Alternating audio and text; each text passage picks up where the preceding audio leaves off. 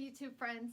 For any of you that have been following our channel for a while, you know our tagline is, let's get creative together. Well, today I'm going to help you do just that. I'm going to show you an adorable, easy craft that I pulled together and sent to my daughters and then a friend. Well, this is one of the projects. This is our latest project that I want to share with you. If you could see, the book actually says, "You are loved," and then it has this really cute key.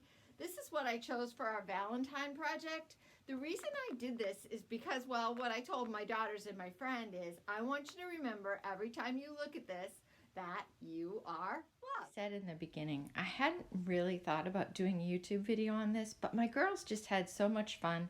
They thought it was a great idea, so they really encouraged me to share it with you. Here's just a quick snapshot of the box. There was 3 books that I picked up at the Dollar Tree, a brush, 3 bottles of paint. There was all kinds of book adornments like lace, ribbon, some flat beads, and there was also a key. And then I threw in some Valentine decorations.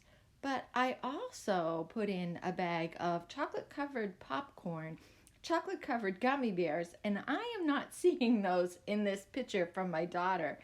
I'm going to have to talk to her about that. First step was to have them paint each of the 3 books. Order of color didn't matter. I just reminded them that their "You Are Loved" book only needed 1 coat so that you could still see the words through the paint. Next step was to line our books up and apply some hot glue in between each one.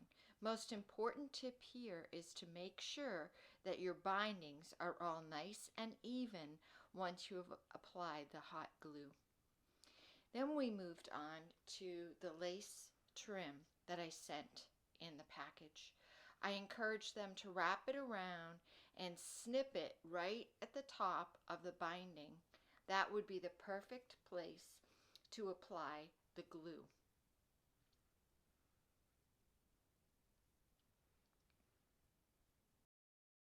Our next step in the project was to pull out the sheer ribbon. I suggested that they attach it the same exact way, gluing it on the edge of the binding as they had just done with the lace trim. I also suggested that when they glue it, they place the ribbon just beneath the top of the lace trim. This way you could see the top of the lace trim and the bottom of the lace trim in and through and underneath the ribbon.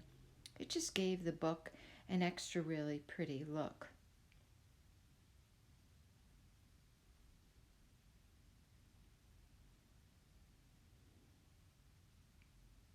Now it was time to move on to the other embellishments. This here is adhesive bead strip that I got at the dollar store. I had cut it to pretty much fit the book, and I told them that they could apply it anywhere they wanted on the cover of their book. It didn't have to match mine exactly.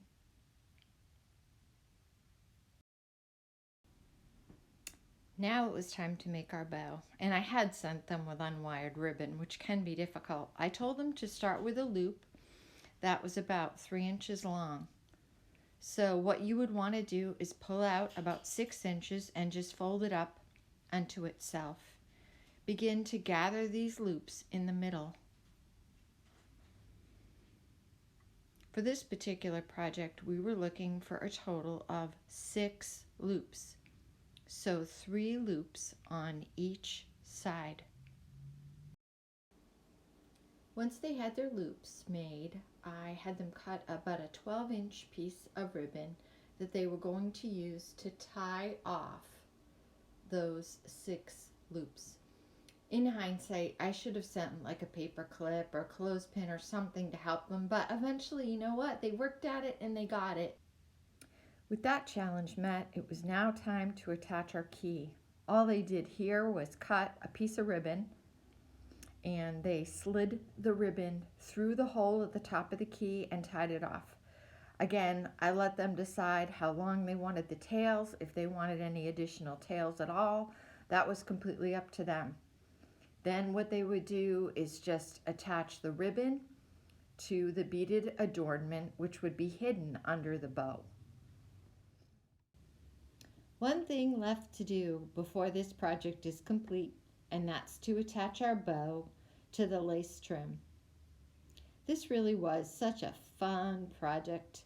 The best part of it was getting to spend time with my two daughters as we created something that hopefully will remind them every time they look at it how much they are loved. I hope you've enjoyed this video. Like I always say, I hope you've learned a thing or two. If you haven't subscribed to our channel yet, go ahead and hit that subscribe button along with the bell. We would love to have you join our community. You never know what we're going to be creating, but we look forward to the next time when we can get creative together again.